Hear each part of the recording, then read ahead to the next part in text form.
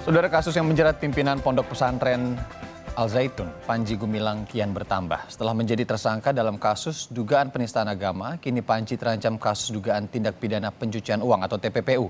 Polisi bilang dugaan pencucian uang Panji Gumilang terdiri dari 27 Februari 2007 sampai 6 Juli 2023. Dengan perputaran uang mencapai sekitar 15 triliun rupiah, uang masuk keluarnya itu 8,7 dan juga 7,7 triliun rupiah. Kita akan bahas lengkapnya bersama dengan kuasa hukum Panji Gumilang, Hendra Effendi, kemudian ada pakar hukum yang juga pakar TPPU, Ibu Yenti Garnasi, dan juga anggota Kompolnas Yusuf Warsim.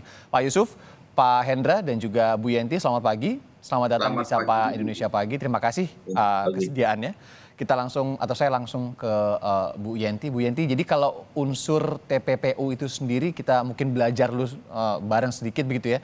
Apa saja sih, Bu? Ya, unsur TPPU itu pertama, TPPU itu harus ada dua kejahatan, kejahatan asal dan kejahatan TPPU-nya itu sendiri.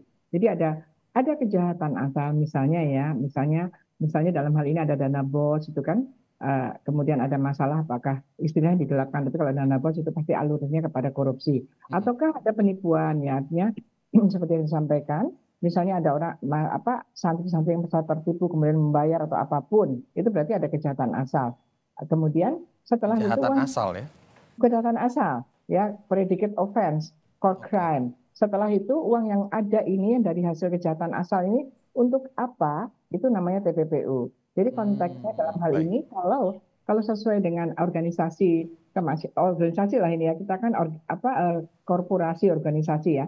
Kalau ada uang masuk harusnya kan ke rekening Al Zaitun ya, karena janjiannya kan dengan Al Zaitun kan harusnya begitu. Nah, begitu masuk itu kalau masuknya itu alasannya halal, ya nggak apa-apa kemanapun. Tapi kalau masuknya karena ada penipuan, karena ada kejahatan lain gitu ya, kemudian dia keluar, termasuk kalaupun keluarnya untuk operasional, kalau uang itu masuknya dari hasil kejahatan berarti ada TPPU. Jadi TPPU seperti itu. Tapi TPPU itu apa unsurnya? Yaitu unsurnya pertama kan karena sudah ada hasil kejahatan asal, maka barang siapa mengalirkan, yaitu misalnya membelanjakan, menghibahkan, mentransferkan harta kekayaan dari kejahatan asal tadi, kan gitu ya, yang diketahuinya atau patut diduganya memang berasal dari kejahatan asal, dan kejahatan asal itu sesuai dengan pasal 2 ayat 1 ya. Kemudian tujuannya apa sih? Tujuan itu adalah unsur subjektif ya, unsur yang dalam hatinya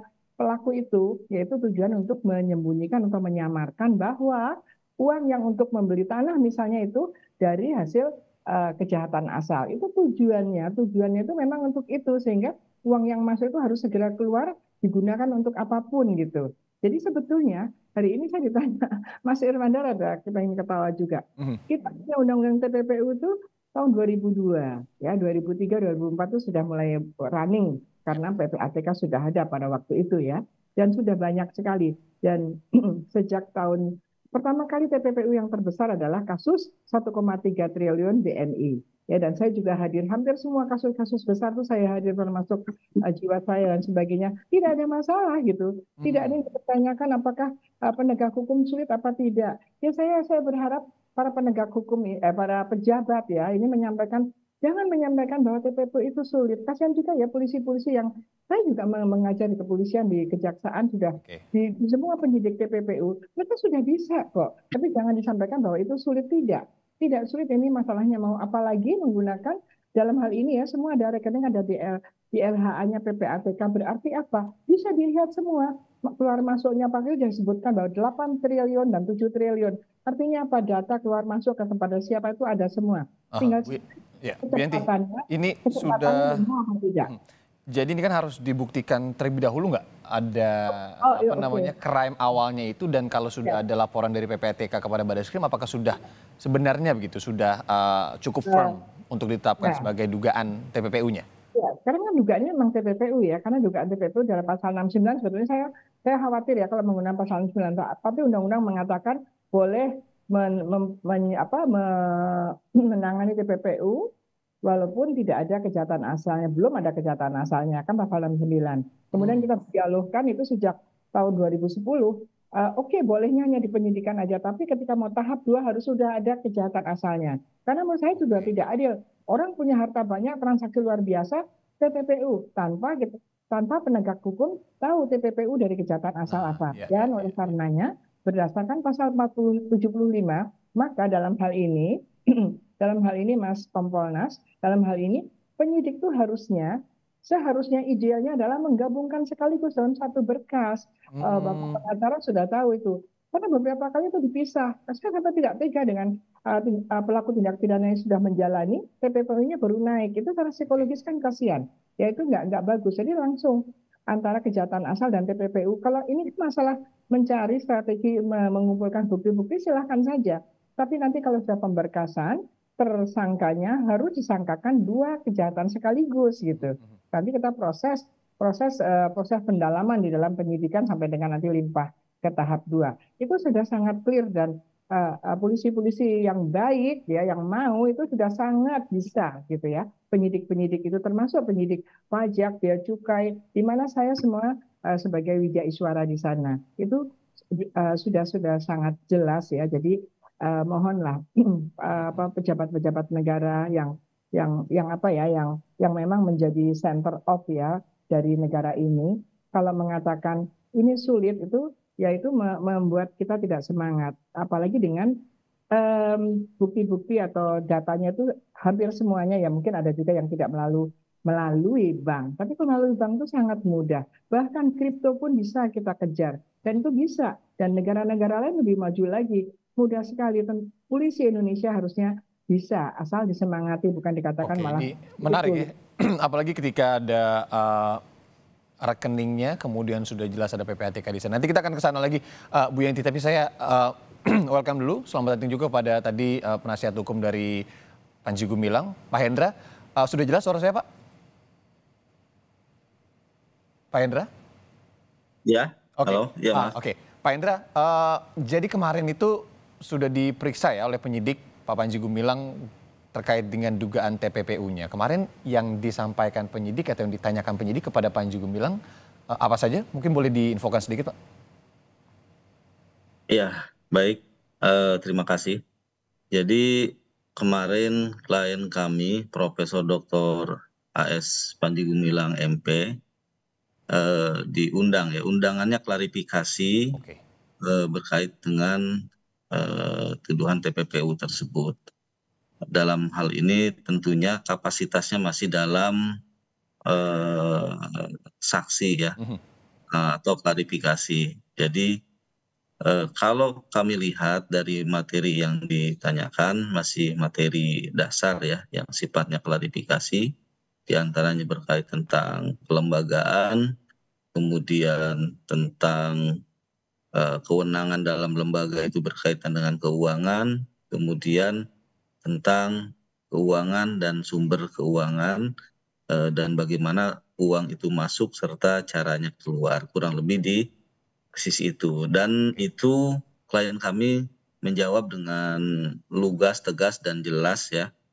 Tentunya ya semoga semua ini berjalan lancar. Kita apresiasi pihak kepolisian dalam hal ini Barreskrim yang memang ingin serius ya menangani itu. Ya tentunya pihak klien kami juga kooperatif dalam hal ini menjelaskan segala sesuatunya dengan tegas dan lugas. Oke. Ya mudah-mudahan semuanya terbuka dan tuduhan-tuduhan itu bisa dijawab dengan baik sehingga apa yang jadi kecurigaan ini di masyarakat maupun apa yang disampaikan oleh media ini terjawab dengan jelas ya. Jadi tidak ada bentuk apa opini-opini yang liar yang mendiskreditkan atau ada kecurigaan-kecurigaan dari pihak manapun, masyarakat Oke. manapun ya. Pak Hendra, Jadi eh, mudah-mudahan dengan proses ini bisa berjalan dan itu semua bisa dijawab dengan baik oleh klien kami ya, kurang lebih seperti itu. tentu harapan semuanya ya agar terbuka dan Ya, juga jelas begitu ya. Kemarin Pak Panji juga betul. sudah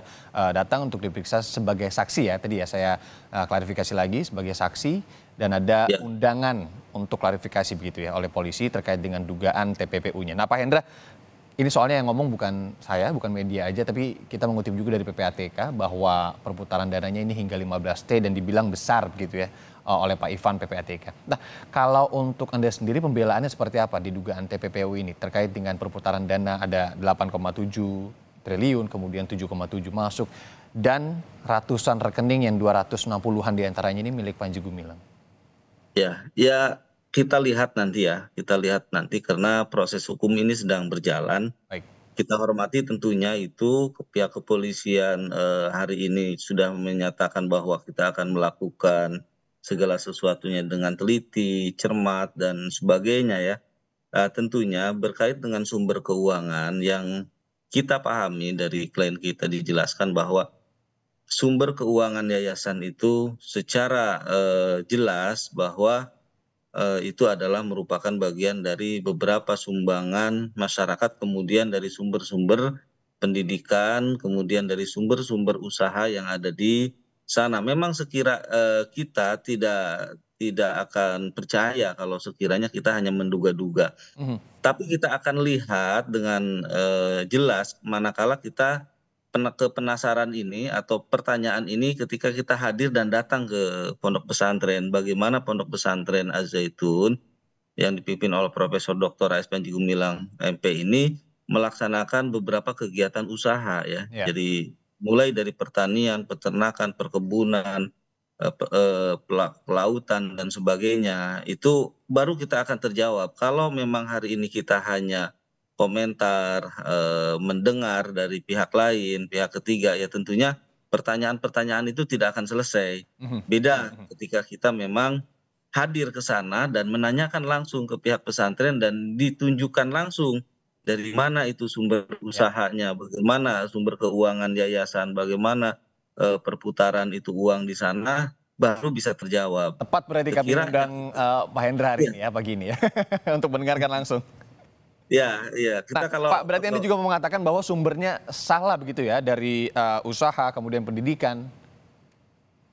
ya, sumber-sumber itu tentunya yayasan ya, khususnya yayasan Hmm. di bidang sosial dan keagamaan yang kita pahami, undang-undang juga sudah jelas mengatur bahwa sumber dari yayasan itu donatur, donatur tetap atau tidak tetap, sumbangan dari dalam negeri atau luar negeri yang itu tidak bertentangan dengan undang-undang atau dari kegiatan-kegiatan usaha yayasan yang dilakukan oleh yayasan sendiri yang memang itu dinyatakan sah dan tidak bertentangan dengan hukum. Mhm. Kemudian, pengelolaan-pengelolaan usaha itu ya tentunya menjadi,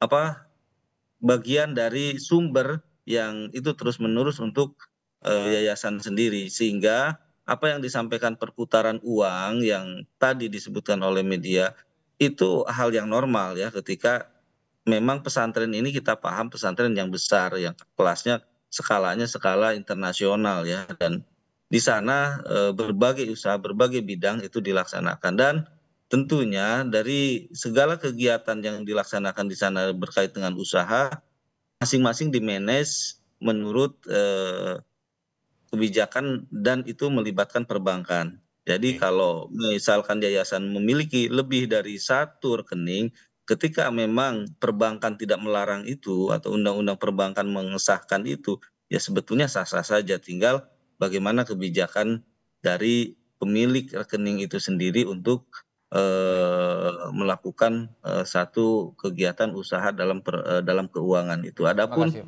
misalkan ada nama seseorang dikaitkan dengan klien kami juga sudah menjelaskan bahwa Anaknya misalnya ya. rekening tersebut itu bukan milik pribadi, jangankan rekeningnya, jadi pribadinya saja sudah menyatakan Hmm. bahwa kami ini untuk melakukan kegiatan, berjuang dalam pendidikan itu tidak setengah-setengah, bahwa diri kami saja sudah diwakafkan, dalam Oke, artian itu tidak ada ininya ya. kepentingan secara pribadi. Itu Jadi, argumennya ya. kebijakan yang dilakukan oleh yayasan menggunakan rekening pribadi itu atas dasar kesepakatan bersama yang itu pun secara undang-undang tidak dilarang ya, tidak dilarang ya, Oke, Pak itu Hendra. bisa Nanti buktinya kita bisa akan dilaksanakan. dalami lagi. Saya ke Ya, saya ke anggota Kompolnas Pak Yusuf. Pak Yusuf Warsim. Pak Yusuf, jadi kalau saat ini kan tersangkanya ini sudah menjadi, Panji ini sudah menjadi tersangka dalam kasus dugaan penistaan agama. Tapi sekarang yang tengah ditelusuri Barreskrim, polisi, ini dugaan TPPU-nya. Anda melihat polisi sudah bergerak secara koridor yang baik, sudah cepat begitu? Baik, terima kasih Mas Irianda. Mhm. Sampai hari ini Kompolnas dalam kasus yang polemik Pak Panji Gumilang ini masih terus memantau dalam penanganan di kepolisian. Dari semula kami sendiri di dalam menyampaikan melalui media ini juga ada dua hal pada waktu itu masuk ke proses penegakan hukum. Pertama terkait dengan Pak Panji Gumilang ini, unsur dugaan tidak pidananya itu didorong, ditangani oleh kepolisian. Yang kedua, ada hal yang itu terkait dengan lembaga pendidikan pesantren Al Zaitun. Ya. Kalau itu ada hal-hal terkait dengan administrasi negara, maka itu ada pada ranah pemerintah, Kementerian Agama dan sebagainya.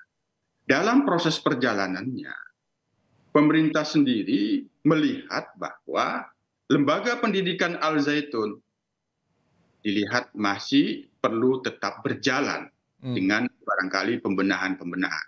Dalam konteks inilah kami mendorong Bareskrim, kepolisian, di luar apa yang dimaksud dengan tersangka penistaan agama yang sudah berjalan pada saat ini, terkait dengan dugaan tidak pidana yang kemarin tanggal 3 Agustus telah didorong kembali oleh Pak Menko Polhukam selaku Ketua Kompolnas agar Bareskrim mempercepat.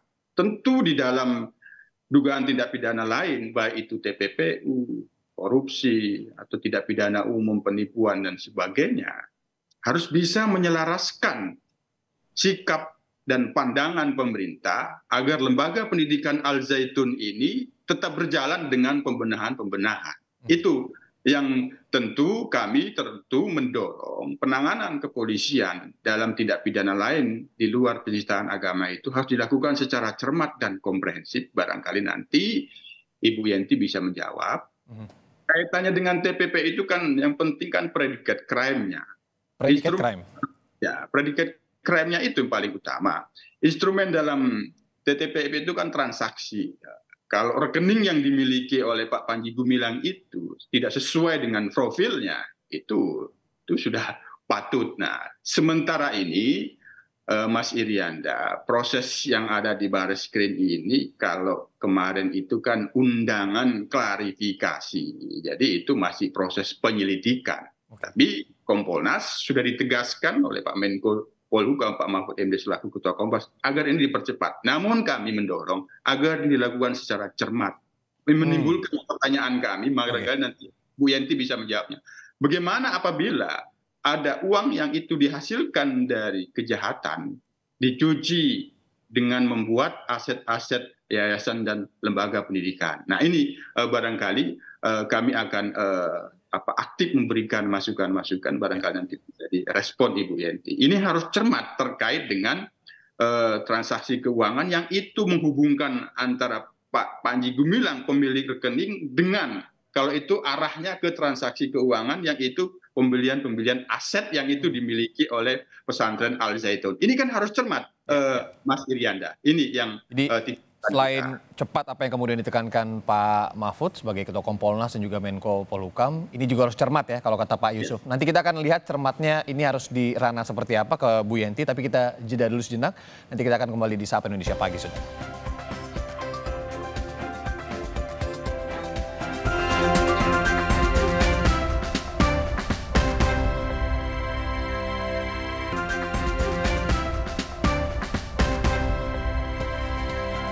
Terima kasih Anda masih bersama kami di Sapa Indonesia Pagi. Masih ada Bu Yenti Garnasih, pakar hukum TPPU, kemudian Pak Hendra Effendi, penasihat hukum Panji Gumilang, dan juga ada Pak Yusuf Warsim, anggota Kompolnas. Saya langsung ke Bu Yenti lagi. Bu Yenti, tadi kata Pak Yusuf, ini harus nanya ke Bu Yenti soal cermatnya penanganan kasus ini terkait dengan dugaan TPPU-nya.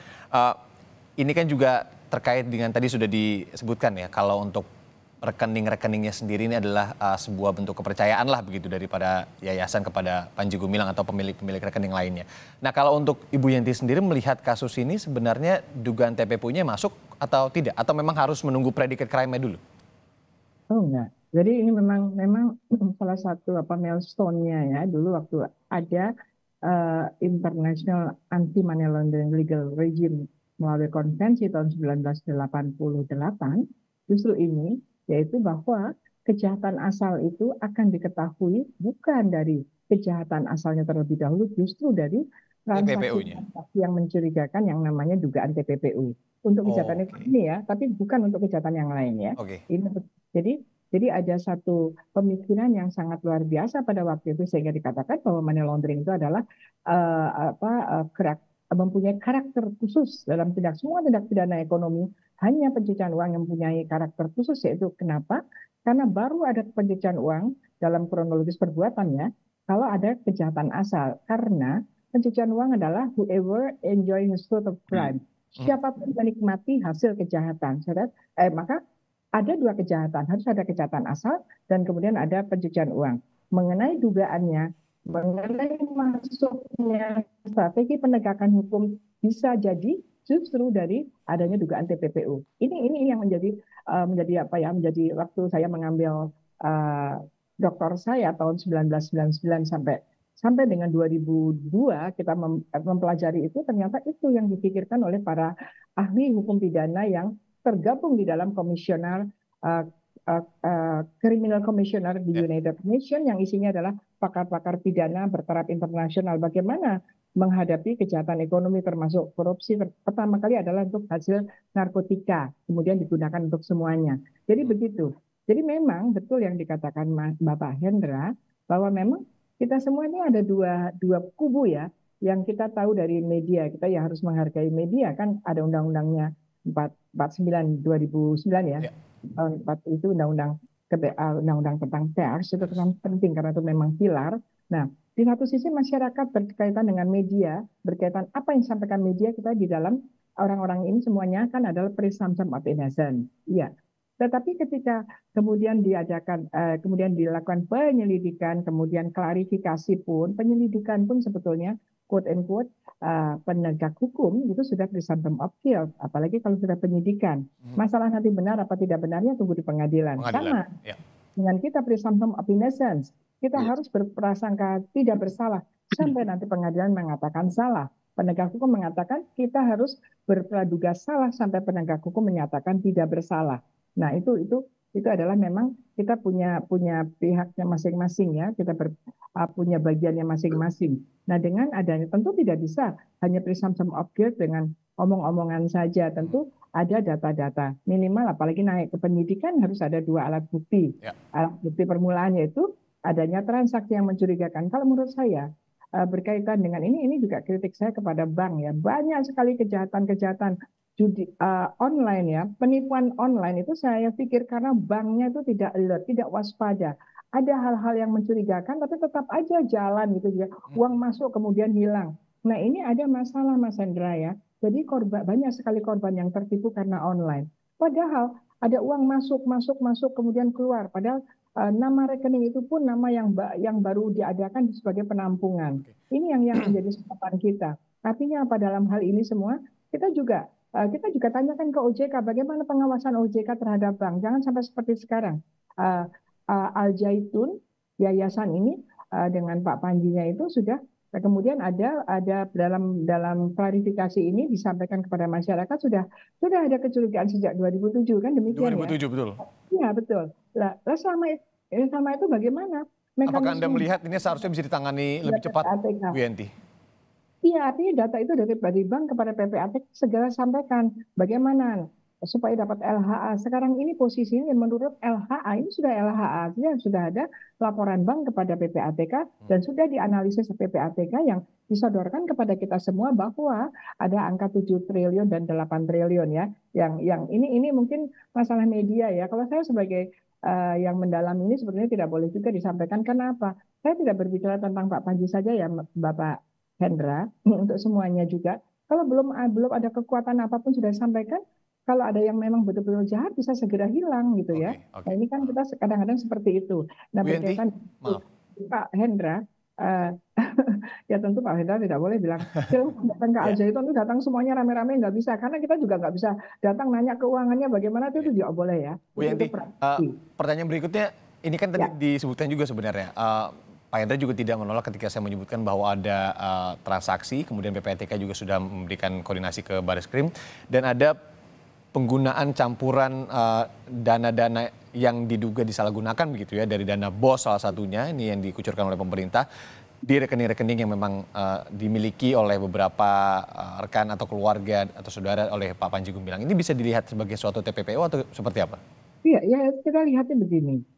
Yang mempunyai kewenangan untuk mencairkan dana BOS, dana dari negara kepada lembaga pendidikan ini kan dalam rangka lembaga pendidikan ya, dalam lembaga pendidikan, lembaga Islam, lembaga agama gitu kan, banyak kan itu seperti itu. Ini uang negara. Mestinya saya juga selalu menyampaikan negara siapapun yang mencairkan itu juga punya mekanisme pengontrolan, harus dikontrol juga, harusnya seperti itu gitu kan. Nah, kalau dana BOS itu masuk, itu harusnya memang ke yayasan, harusnya yayasan. Saya tidak tahu, tanya kepada Bapak Hendra, apakah nama Bapak Gumilang itu nama rekening itu kan pribadi. Itu apakah atas nama yayasan apa tidak? Karena kalau atas nama yayasan ada ketentuannya, ada beberapa nama di sana, itu sudah mekanisme di perbankannya seperti itu.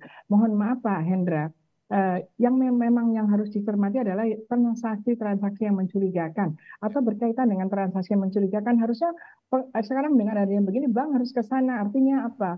Ada transaksi yang disampaikan oleh Menteri Menko bahwa satu atau beberapa nama, tidak sampai 10 orang nama, ada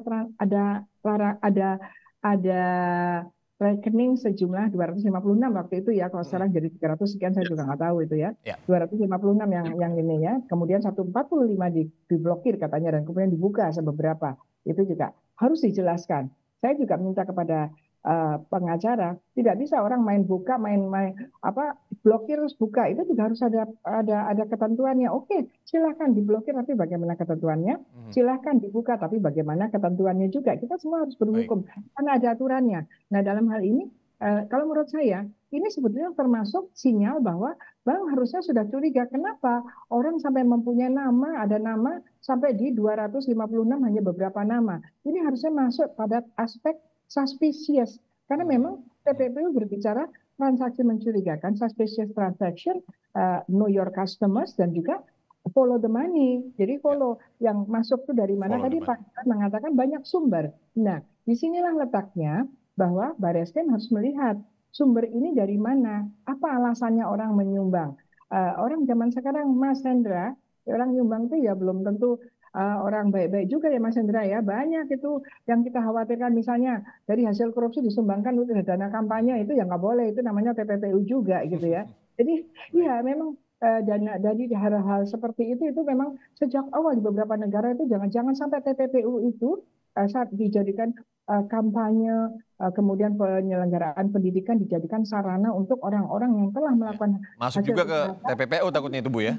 Oke, ya, jadi kita melihat sumber-sumber ini, apakah sumber-sumber ini betul-betul legal atau sumber-sumber yang tainted, disebutkan tainted with a crime, disebutkan ada tercemar dengan tindak pidana, itu disebutkan dalam aslinya tainted. Salah satu yang juga harus diperhatikan polisi ke situ ya Bu ya, terkait dengan sumber dana yang tadi dikatakan Pak Hendra ini banyak. Pak Hendra, maaf Bu Yenti, saya ke Pak Hendra dulu. Pak Hendra, jadi kalau untuk menjawab apa yang tadi disebutkan Bu Yenti seperti apa terkait dengan rekening Panji Gumilang ini, apakah juga terkait dengan yayasan atau pribadi dan lain-lainnya? Ya, berkait yang dugaan disampaikan oleh media atau masyarakat mengenai TPPU ini, kami duga ini ada kaitannya dengan masalah dana BOS ya.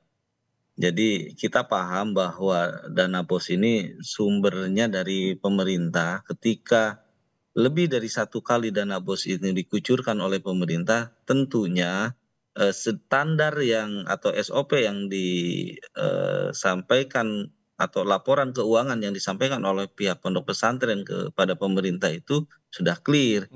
Dan ini sudah berkali-kali pihak pesantren mendapatkan dana BOS. Dan secara proses pelaporan dana BOS sendiri sudah dinyatakan clear, tidak ada masalah ya. Dengan tadi kita pesantren ini sudah mendapatkan lebih dari satu kali anggaran tersebut. Jadi kalau sekiranya ternyata ada persoalan di situ, ini kan kembali kepada pemerintah sejauh mana standar SOP yang dilakukan sehingga pemerintah tersebut kok terus memberikan itu. Nah Kalau ini kucuran dana kita bosnya juga sudah didapat dari iya, kapan, Pak Hendra? itu kurang lebih dari 2015 ya kalau saya 2015. tidak salah informasi dari pihak pesantren itu. Jadi ini cukup lama, ya tentunya ini tadi kita atau media dan masyarakat ini harus tetap mengedepankan praduga tak bersalah. Jadi ini jangan sampai masyarakat ini jauh menilai sehingga terhadap persoalan ini nambah nambah nambah nggak karu-karuan ya. Makanya Karu-karuan. Tapi saat kami ini kami aktivitas ini pesantren masih berjalan kan Pak Hendra ya? ya Oke. aktivitas pesantren berjalan dengan baik dan tentunya segala sesuatu kepentingan pemerintah juga kami klien kami melayani itu. Berkait dengan kemarin kita juga paham bahwa ada kegiatan pemeriksaan dari pihak pemerintah juga berkait dengan dana BOS ya yang Ya. berkompeten di sana, dan itu kami layani ya dengan baik, dan semua data-data ya tentunya karena kita membuat laporan atau klien kami ini menyampaikan laporan itu seluruhnya berdasarkan standar kepada apa yang juga di SOP-kan oleh pemerintah, ya kami yakin itu tidak ada masalah. Mhm, mhm. Pak Namun karena Ya, Pak Hendra, sempat masyarakat yang ada gugatan perdata ke Pak Mahfud, salah satunya sudah dicabut. Ada beberapa gugatan perdata lain. Ini masih firm terkait dengan gugatan itu dan itu sebenarnya goalsnya apa sih? Tujuannya apa sih? ya, kalau klien kami itu menyampaikan gugatan itu tentunya salah satu dasarnya adalah hukum ya.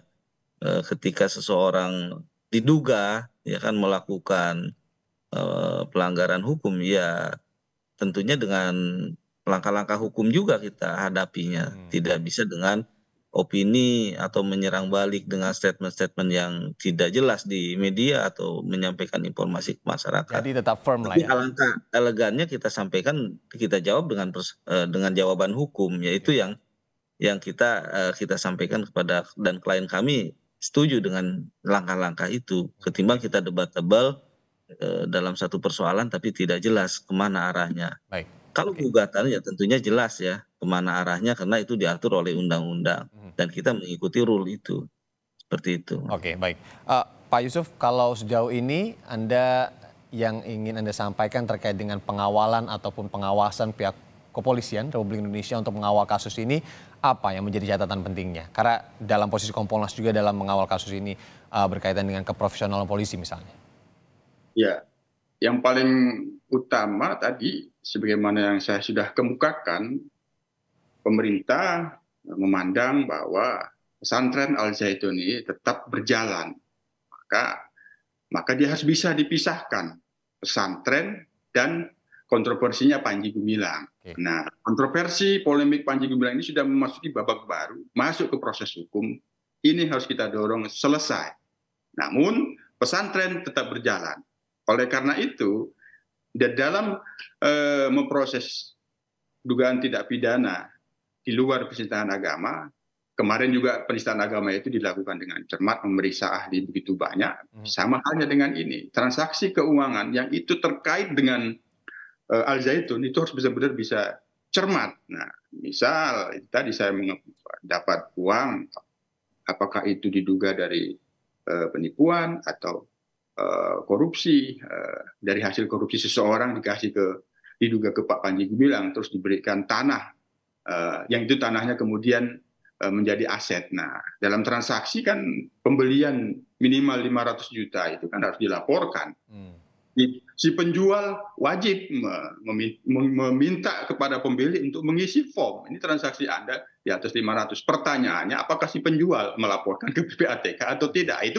Itu membutuhkan proses seperti itu. Ya. Jadi PR PPATK juga ya?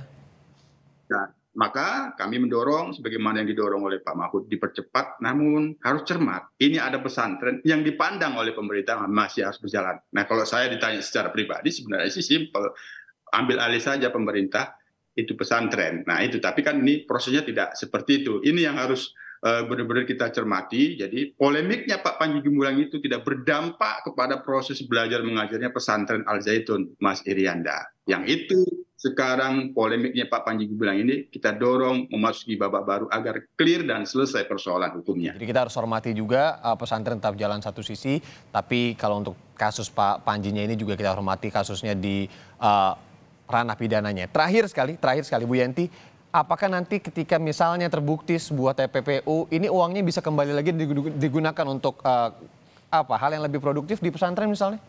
Iya, ini kan dari media juga ya. Nah, Indra nggak apa-apa media biar terbuka Pak. Kan sekarang kalau nggak viral juga polisi nggak jalan-jalan kok. Maaf ya Pak Kompolnas. Nah jadi memang perlu juga ya. Jadi ya ini kan kalau dari media itu kan katanya kan ada banyak sekali uang-uang yang kemudian menjadi properti gitu ya. Kalau itu nanti betul ada masalah bahwa menghasilkan properti itu atas nama seseorang itu tidak ada kaitannya lagi, artinya penggunaannya tidak ada kaitannya untuk keperluan Al Zaitun, itu berarti kan ini merupakan hasil kejahatan, merupakan TPPU karena masuknya dari mana, sumbernya dari mana, kemudian untuk beli apa. Nah, seandainya itu betul, seandainya ada hal-hal yang masuk itu dari hasil kejahatan, ada kejahatan asalnya. Sebetulnya kan TPPU itu kan untuk menangani kejahatan asalnya, bukan untuk menangani TPPU itu sendiri. Hanya dalam rangka untuk mengungkap kejahatan asal itu, kita mengkriminalisasi lagi kejahatan baru, yaitu siapapun yang menikmati hasil kejahatan asal, dia dapat juga hukuman lagi dengan maksud untuk di-tracing bahkan kepada orang yang tidak terlibat kejahatan asal, tetapi juga tidak terlibat mengalirkan, tetapi menerima aliran itu pun ada TPPU. Kalau itu terbukti, bisakah uangnya kembali untuk digunakan lagi, Bu Yenti? Harus, kepada mereka itu akan dirampas dengan putusan pengadilan ya. Maaf saya agak teoritis. Jadi kalau di dalam proses kan namanya penyitaan. Nanti kalau sudah putusan namanya perampasan. Kalau dalam perampasan itulah pengadilan menentukan dikembalikan kepada siapa yang paling berhak untuk ini. Nah terutama tadi saya selalu sejak awal mengatakan selalu dalam keadaan apalagi TPPU ada uang tercampur atau ada uang yang masuk ke korporasi seperti ini ya, korporasi, dan kemudian kita harus berpikir, harus membicarakan juga pemerintah ini juga pihak ketiga yang beretikat baik. Dalam hal ini siapa pihak ketiga? Yaitu para santri, guru-guru yang memang betul-betul ini harus dilindungi. Oleh karenanya dalam hal seperti ini negara harus tampil. Karena apapun kalau ini nanti terjadi kejahatan, negara juga share out, negara juga ikut berpartisipasi secara negatif sehingga kasus ini berlarut-larut dan kemudian banyak kerugiannya. Jadi para petinggi negara ini ketika mempunyai kewenangan mengucurkan, mencairkan dana yang dikatakan Pak Hendra bahwa sudah sesuai, gitu kan? Katanya sudah sesuai dengan laporan-laporan tertulisnya. Ternyata nanti terbukti tidak sesuai. Nah, kenapa negara waktu itu percaya kalau itu sesuai? Apakah memang negara dengan aparatnya tidak punya mekanisme untuk memastikan bahwa uang dana BOS misalnya yang digunakan itu sesuai apa tidak? Karena kalau tidak itu adalah kan korupsi. Lagi dana-dana yang lain, kalau dari dana BOS kan hanya kecil sekali ya Pak, dibandingkan 15 triliun. 7 sampai 8 triliun itu kecil sekali kalau yang dari dana BOS. Sehingga yang lain dari mana? Karena ini kan harus dikelirkan ya. Harus dijelaskan betul kepada masyarakat untuk mengembalikan kepercayaan dan juga kita menjaga perasaan para orang tua alumni santri di sana. Siap, Bu Yenti. Cocok ini sama apa yang dikatakan Pak Yusuf tadi ya, harus cermat, tidak hanya harus cepat juga dalam menangani kasus ini karena ini juga sudah berjalan dengan lama tadi disebutkan oleh Pak Hendra, transaksinya dari 2007 dan dana BOS sekitar 2015-an, itu kata Pak Hendra tadi. Oke, terima kasih Bu Yenti Garnasi, pakar hukum tindak pidana pencucian uang TPPU, Pak Yusuf Warsim, anggota Kompolnas, dan juga nasihat hukum dari Panji Gumilang, Pak Hendra Effendi. Terima kasih kehadirannya di Sapa Indonesia pagi kali ini. Sehat-sehat selalu, sampai ketemu.